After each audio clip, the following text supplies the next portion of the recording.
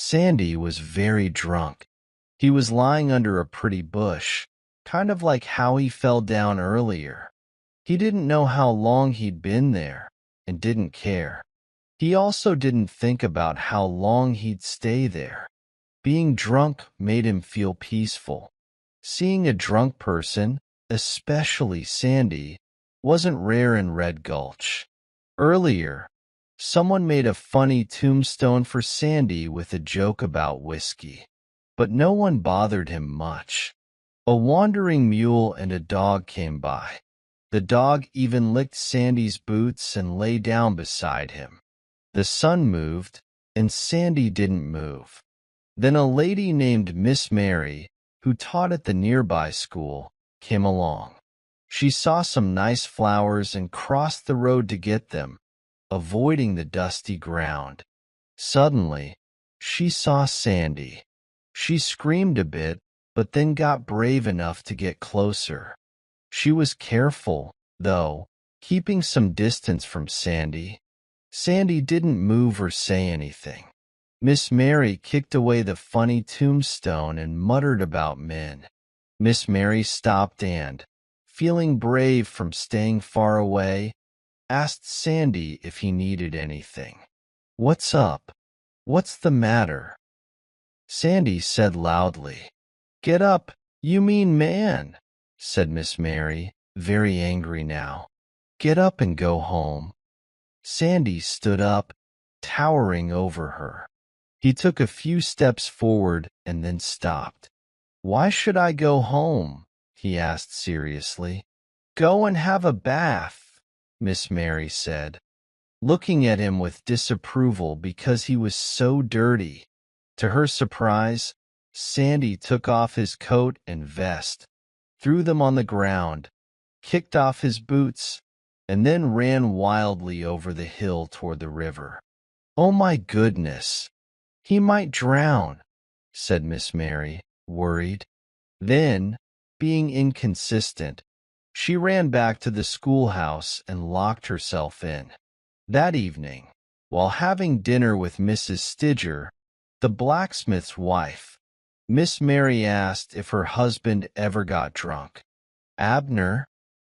Mrs. Stidger thought for a moment. "Abner hasn't been drunk since the last election." Miss Mary wanted to ask if he liked lying in the sun when he was drunk, but she didn't want to explain why she was asking. So she just widened her eyes at Mrs. Stidger and changed the subject. The next day, she wrote to her friend in Boston. "I think the drunk men in this town are the least annoying. I'm talking about the men, of course. The women are impossible." After a week, Miss Mary forgot about the incident, but she noticed that there were always fresh flowers, including azaleas, on her desk.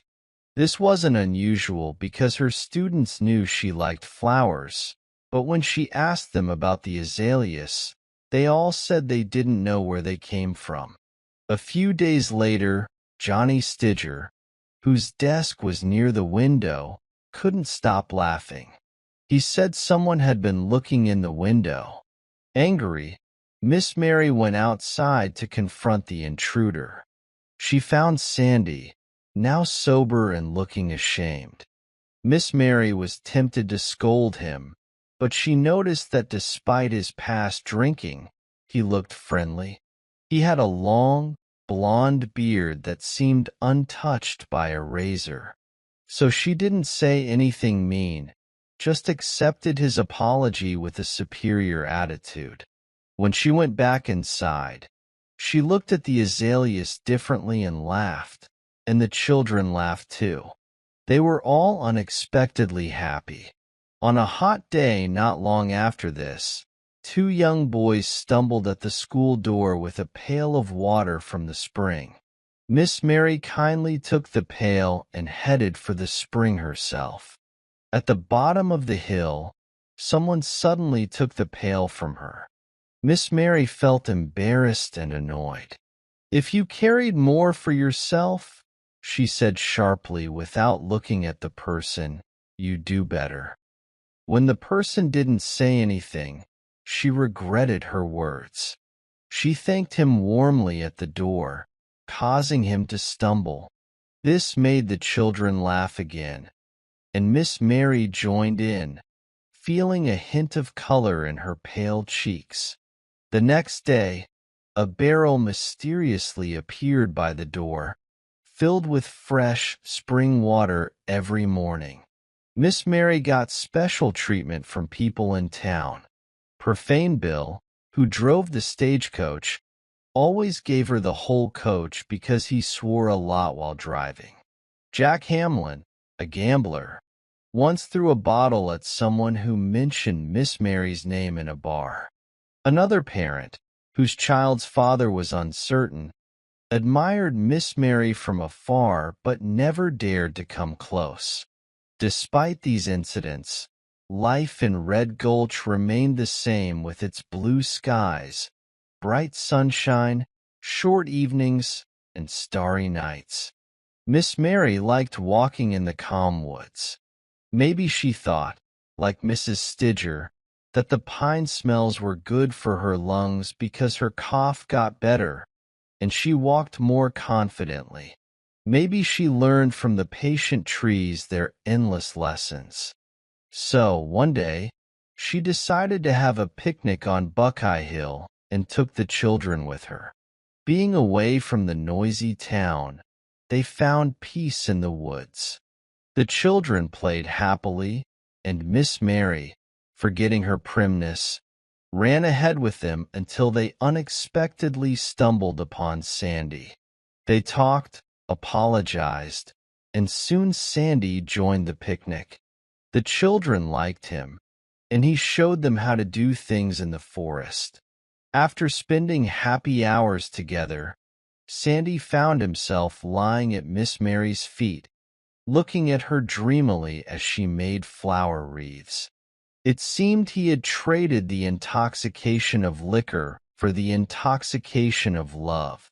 Miss Mary immediately recognized the mother of one of her students, Tommy. She felt a bit disappointed or maybe just uncomfortable, so she adjusted her clothes before inviting the woman in. The woman sat at the far end of a bench, leaving her colorful parasol by the door. The woman thanked Miss Mary for being kind to Tommy and said he was a good boy who deserved more attention than she could give him. She praised Miss Mary, saying there was no better teacher for Tommy.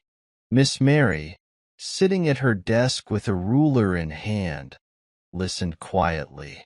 The woman continued, explaining that she wasn't the best person to raise Tommy and that she had thought of sending him to school in San Francisco.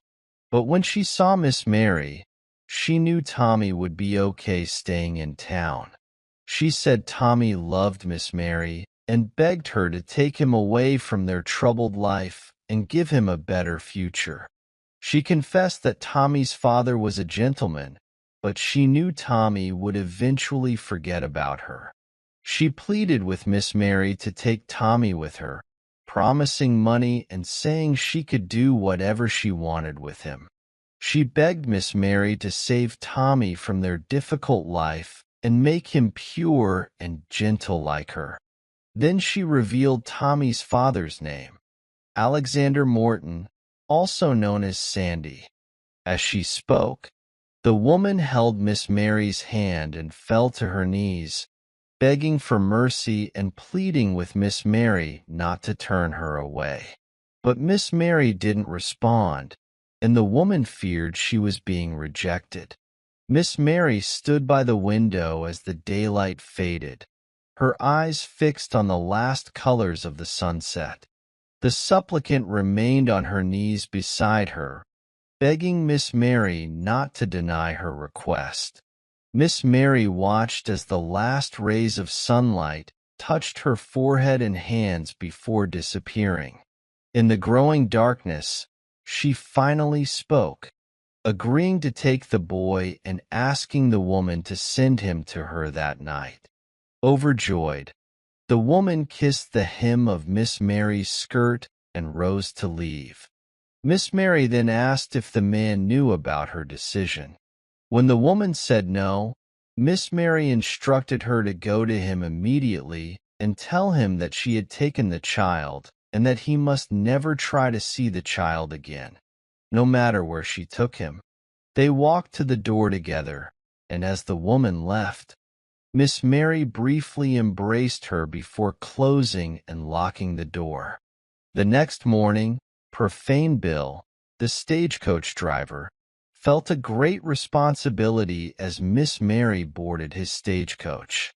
When they reached a certain spot, Miss Mary instructed Tommy to get off and cut a branch from an azalea bush. Tommy did as he was told, and then the stage continued on its journey, closing the chapter on the story of Red Gulch.